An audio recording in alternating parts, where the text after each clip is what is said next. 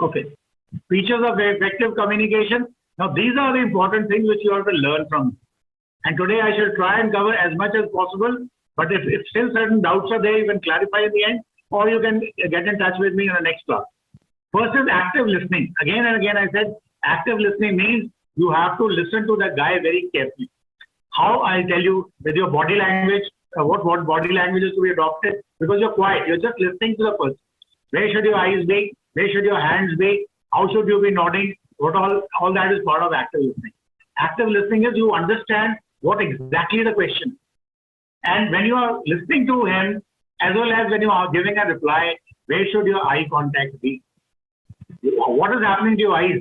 I'll give you, show you a slide about your eye accessing cues. Right? Your eyes tell everything. Whether you're telling a lie, or you're telling the speaking truth, or if you're talking about the videos, or you're talking about the audio messages, or visuals, or you're feeling something, are you feeling very good? Are you engaging in a self-talk? All these things are revealed by your eyes. And interviewing officer will calibrate you before he starts. Then what is your posture? Are you slouchy? Are you smart? Are you erect? Are you feeling defensive already? Are your hands tapping on the table? Are your legs fidgeting? All these things will be there, and I'll be telling you what they are. And it should be a simple language. Once you are facing an interviewing board, you don't need to, give a bombastic language. You can do it when you're writing something. You can use those words. Or maybe once you are in a very, very highly intellectual gathering where you have to make a mark about yourself and tell them, look, this is what I am. So that is the time you should be using that simple language. And questioning skills. Questioning skills in case you are the interviewing officer. And if you are not the interviewing officer and you are a candidate for an interview, you should also know ये जो question इसने frame किया है, what is he asking behind it? So if you know how questions are framed, then you will also know how to answer them. So half your problem will be sorted out. So these are the effective communication, active listening, eye contact or position of eyes, your body posture, your language, and your questioning skills. So this is what we'll be studying today, and we'll try to say how we get rid of this. Get rid of barriers I'm talking. These have to be followed. Okay, what are the barriers? So there's a person standing here. He says, "Hi Alfred, how is your sister?" There's another one who's listening. But then what he listens is, he says, "I'm fine, I went to kayaking today." Kayaking, you know all? There's a water sport. He said, "I went for that." So what happened over here? There was a lot of noise or barriers. There could be noise. We'll talk about these barriers just now. So because of that, he could not listen to him properly.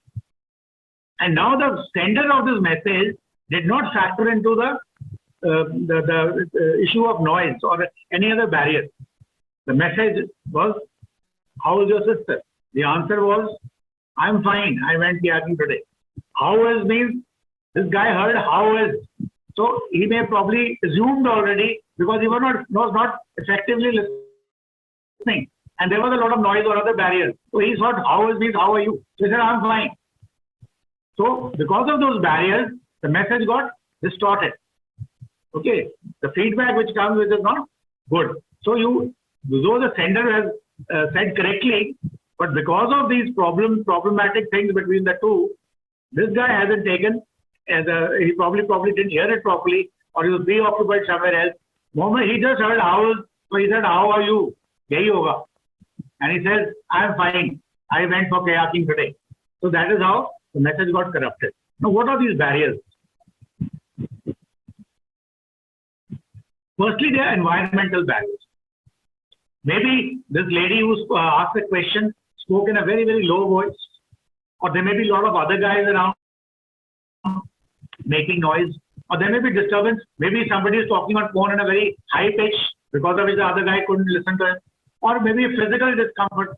Maybe you are not in a very, very comfortable position where you are able to hear it properly, or she is not a comfortable position where she can speak properly. So these are the environmental barriers around it. So what are the psychological barriers? Psychological means it is there in mind.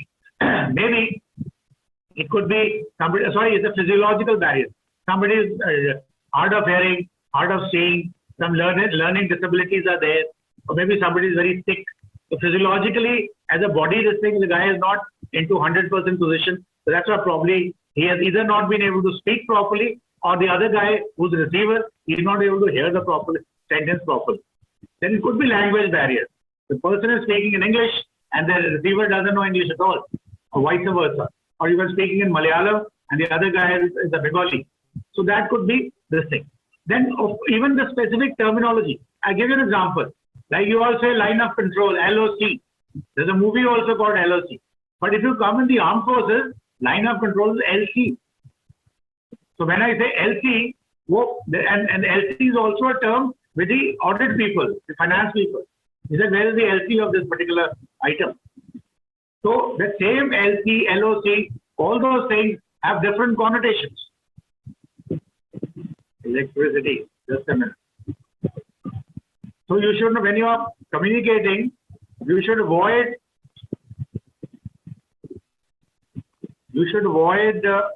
using this kind of language, okay, or terminologies.